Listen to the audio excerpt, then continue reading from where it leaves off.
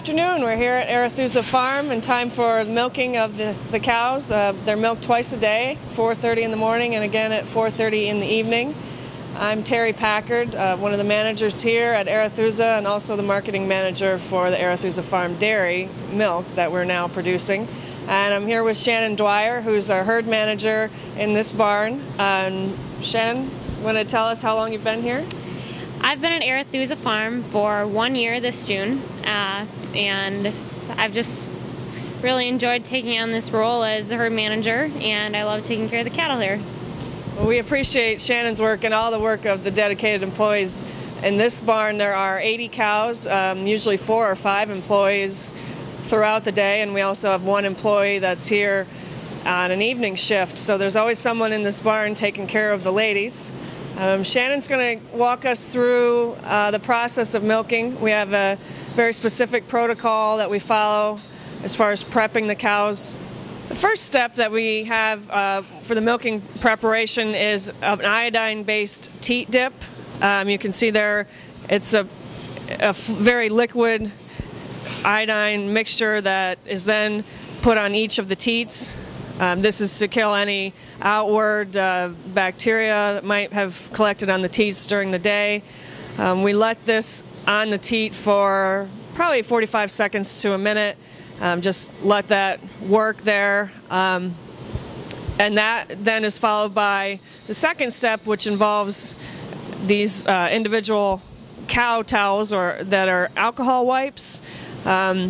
We have them, they come in a sealed container. Each cow gets wiped, each teat is wiped with this towel that's soaked in alcohol, and then that's thrown away so that we keep from having any cross-contamination as we're prepping the cows individually. This process of wiping the teats with the alcohol wipe also helps to stimulate the milk letdown. This is a process that begins in the cow's brain with the release of something called oxytocin. It's a hormone released from the pituitary gland in the base of her brain that tells her that it's time to release the milk flow and do what we would call drop her milk so she's ready when we put the milker on and there's not any extra stress on the teats. Shannon is now going to take a milk sample from each teat. That's a strip cup, we call it. It's got a screen on the top that will strain the milk.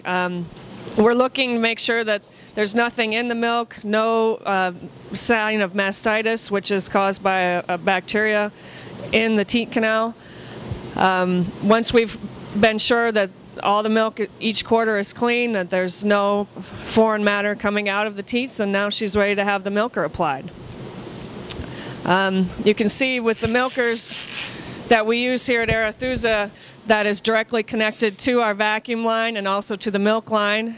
You can see it's in the shape of a little gun that you plug right in there to that connection, and then we have vacuum pressure in the one hose and milk flowing through the other hose directly into the milk line. The only way you can really see the milk during this process is at the base of the claw, which is holding the 4 teat cups, and that's right down there at the bottom where Shannon's pointing, being pulled by the vacuum and drawn into a hose that's going directly into the milker line. It'll follow that line through the barn and eventually be in the bulk tank in the milk house. The vacuum works, it's very interesting how the vacuum works in these milkers. There's a sensor in the claw, and that records the speed that the milk is flowing across the sensor. When the cow begins to drop off at the end of her milking cycle, there's less flow across the sensor, obviously, so the milker knows, it tells itself then to decrease the amount of vacuum because we don't want any damage to the ends of the teats. The cow's teat at the bottom is sealed by a muscle called a sphincter muscle, and you never want to damage those muscles because that would allow more bacteria up into the teat canal that could potentially cause an infection.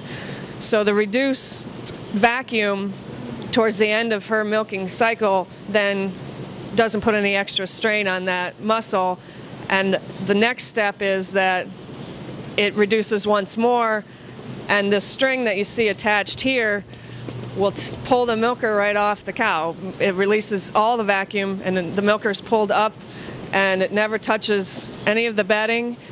This particular cow that we're watching is a Holstein cow that's fresh, or has given birth, as we would say, 2 months ago.